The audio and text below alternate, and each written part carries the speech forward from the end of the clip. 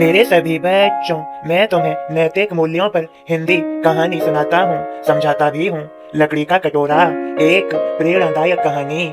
सुनो मेरे बच्चों। एक वृद्ध व्यक्ति अपने बहू बेटे के यहाँ शहर रहने गए। उम्र के इस पड़ाव पर अत्यंत कमजोर हो चुके थे। उसके हाथ कांपते थे और दिखाई भी कम देता था। वो एक छोटे से घर में रहते थे। पूरा परिवार और उनका 4 वर्षीय पोता एक साथ डिनर टेबल पर खाना खाते थे। लेकिन वृद्ध होने के कारण उस व्यक्ति को खाने में बड़ी दिक्कत होती थी।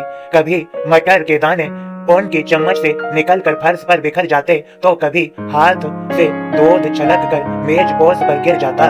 बहू बेटे 1-2 दिन ये सब सहन करते रहे, पर अब उन्हें अपने पिता की इस काम से चिढ़ होने लगी। वे सोचने लगे, वृद्ध के लड़के ने कहा, हमें इनका कुछ करना पड़ेगा। बहू ने भी हाँ में हाँ मिलाई और बोली, आखिर कब तक हम इनकी वजह से अपने खाने का मजा किरकिरा करते रहेंगे और हम इस तरह चीजों का नुकसान होते हुए भी नहीं देख सकते। अगले दिन जब खाने का वक्त हुआ तो बेटे ने एक पुरानी मेज को कमरे के कोने में लगा दिया। अब बूढ़े पिता को वहीं अकेले बैठकर अपना भोजन करना था। यहाँ तक के उनके खाने के बर्तन की जगह एक लकड़ी का कटोरा दे दिया गया था, ताकि अब और बर्तन न फूट टूट सके। बाकी लोग पहले की तरह ही आराम से बैठकर खाते और जब कभी कभार उन बुजुर्ग की तरफ देखते तो उनकी आंखों में आंसू दिखाई देते। यह देख कर भी बहू बेटे का मन भी नहीं पिघलता।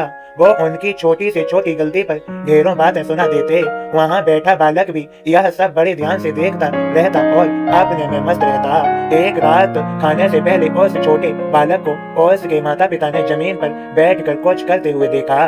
तुम क्या बना रहे हो? पिता ने पूछा। बच्चे ने मासूमियत के साथ उत्तर दिया, अरे मैं तो आप लोगों के लिए एक लकड़ी का कटोरा बना रहा हूँ, ताकि जब मैं बड़ा हो जाऊँ तो आप लोग इसमें खा सकें।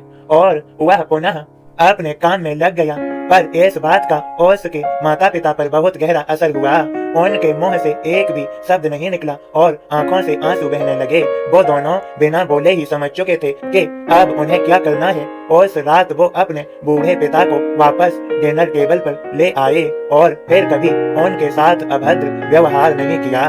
मेरे सभी बच्चों, मेरे बच्चे अक्सर अपने बच्चों को नैतिक शिक्षा या मोरल वोलोसिस देने की बात करते हैं, पर हम ये भूल जाते हैं कि असल शिक्षा शब्दों में नहीं, हमारे कर्म में छुपी होती है। अगर हम बच्चों को बस ये उपदेश देते रहें कि बड़ों का आदर करो, सबका सम्मान करो और खुद इसके उलट व्यवहार करें, तो बच्चा भी ऐसा ही करना सीखता है। इसलिए कभी भी अपने पेरेंट्स मतलब माता पिता के साथ ऐसा व्यवहार ना करें कि कल को आपके साथ भी वैसा ही लकड़ी के कटोरे की तरह व्यवहार हो। मेरे सभी बच्चों, तुम्हें सभी को मेरी कृपा भरा आशीर्वाद श्रद्धा सबूरी बनाए रख के मेरे संदेशों को शेयर करो। तुम पर मेरी कृपा अवश्य होगी। मेरी कृपा भरा आशीर्वाद तुम्हें सभी को। सबका मालिक एक।